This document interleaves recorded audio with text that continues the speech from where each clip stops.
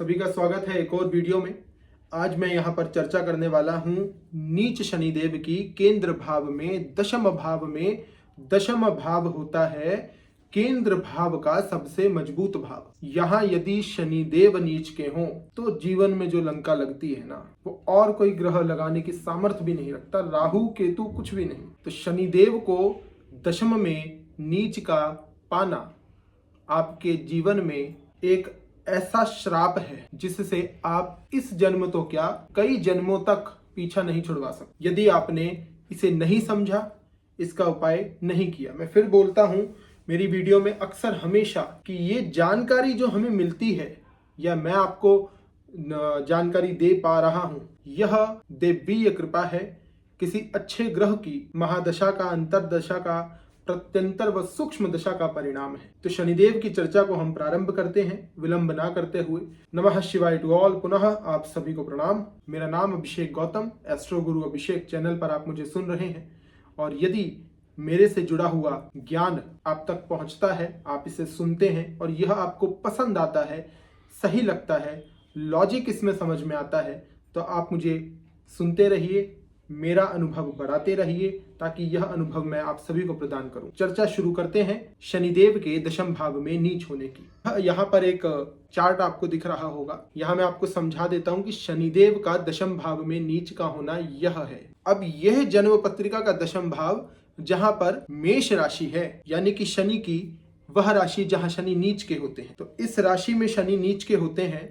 और शनिदेव यदि दशम में हो, केंद्र में हो, और केंद्र भाव में ही कहीं पर भी मंगल आ जाए, जहां पर पहला, चौथा, सातवां व 10वां नंबर लिखा है, यह भाव है। ठीक है, क्योंकि भाव में अलग अलग नंबर हैं तो क्या पता आप ना समझ पाए, तो मैंने भाव की भी गिनती कर दी। तो यह प्रथम भाव जहां से दशम भाव मेष राशि है, यहां शनि नीच के हैं। अब शनि का नीच भंग एक ही कारण से होगा, यदि दशम का स्वामी प्रथम भाव में, चतुर्थ भाव में, सप्तम भाव में या शनि के साथ स्वराशि हो जाएं, युति कर लें, तो आपकी जन्म पत्रिका में यह शनिदेव नीच भंग कर रहे हैं, आपको आने वाले कष्टों से मुक्त कर रहे हैं जो आपने पहले अपने जीवन में भोगे हैं। यदि यहां शनिदेव हैं तो आपके पिता का स्वास्थ्य गंभीर रूप से खराब हो सकता है। क्यों? क्योंकि यहां बैठे हुए शनिदेव का यदि नीच भंग नहीं हो रहा तो वो पिता को गुप्त रोग तक प्रदान कर सकते हैं। तो समझिए, आज इस दशम के शनिदेव को समझना तो नामुमकिन है, पर हम एक प्रयास कर रहे हैं, तो उस प्रयास से समझिए। यदि शनिदेव का नीच भंग नहीं हो रहा तो क्या करें? तो मंगल को जागृत करो।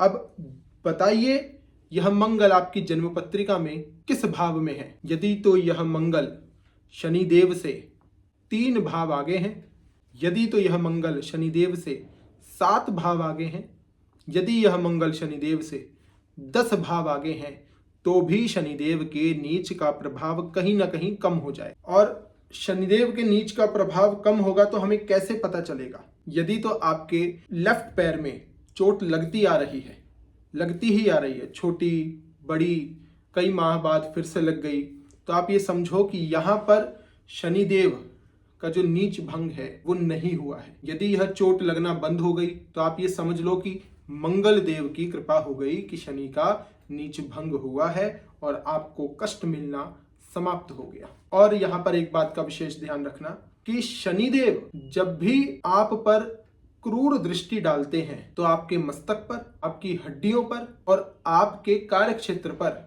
हानि आती है। यदि आपका किसी भी कार्य को करने का मन नहीं, तो दशम में शनिदेव हो या ना हो, शनिदेव के कारण कहीं ना कहीं से उनकी दृष्टि, उन पर पड़ रहे दशमेश की दृष्टि या किसी कारण से दशम पर शनिदेव का प्रभाव आने पर आपके कार्य क्षेत्र में आपका मन नहीं लग रहा, क्योंकि वह कर्म करवाने के लिए, न्याय करवाने व करने के लिए पूर्ण शक्तिमान है। इस युग के अंदर यदि शनिदेव को हमने नीच भंग से ऊपर जानने का प्रयास किया तो यह जीवन में अधिकाधिक लाभ प्रदान करने वाले एकमात्र ग्रह है, हर एक प्रकार का सुख प्राप्त करवाने वाले एकमात्र ग्रह है। और मैं हमेशा जो लोग मेरे से जुड़े हैं, बड़े भाई, छोटे भाई, बहन हैं, उन्हें बताता हूं कि यदि जन्म पत्रिका में किसी एक विशेष ग्रह को भी आप समझ जाएं या आप समझ लो या उससे जुड़ा अपने जीवन में कोई प्रयोग करना प्रारंभ कर दो, ग्रह की कृपा हमेशा बनी रहती है। तो हमें जानना है कि कौन सा ऐसा ग्रह है जिसकी विशेष कृपा आप पर हमेशा बनी रहे। किसी अच्छे ज्योतिषाचार्य के पास जाकर के आप ऐसे एक ग्रह को समझ लीजिए, उसका रत्न धारण करिए, उनका पाठ करिए, उनके बीज मंत्र को सिद्ध करिए, हमेशा ग्रह की कृपा बनी रहेगी। और फिर जो खराब ग्रह है, ऐसा तो कोई भी व्यक्ति मनुष्य पैदा नहीं हुआ जिसने जन्म लिया हो कि उसके हर एक ग्रह उच्च के हों, हर एक ग्रह की स्थिति अच्छी हो, ये हो ही नहीं सकता। और यदि किसी एक ग्रह की अच्छी स्थिति को आप जान जाओ और उसे सिद्ध कर लो तो कहना ही क्या है। अनुमति दीजिए ताकि मैं आपसे पुनः वीडियो के माध्यम से चर्चा करने आ पाऊं। नमः शिवाय टू ऑल, आप सभी को मेरा प्रणाम।